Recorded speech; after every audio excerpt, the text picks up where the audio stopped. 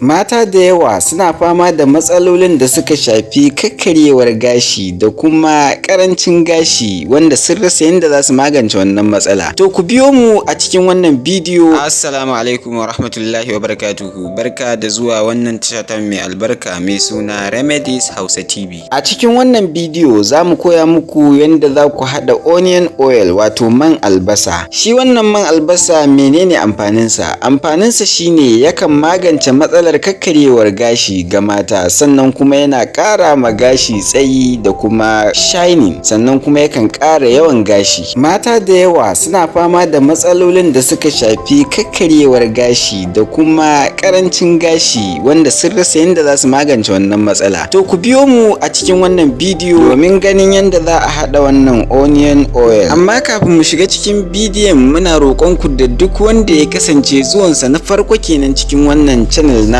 da ya danna mana alaman subscribe, sannan ya taɓa ƙararrawar sanarwa ya zaɓi all. Ta hanyar haka ne duk sanda muka ɗora sabon bidiyo kai tsaye YouTube za su sanar da shi ya je ya duba. Sannan muna roƙon ku da ku danna mana alamar like da kuma shiya domin 'yan uwa su amfana. Sannan kuma like kan ƙara mana ƙarfin gwiwa na ɗora muku sabbin ingantattun ayyuka. Mun gode, mu shiga cikin bidiyon.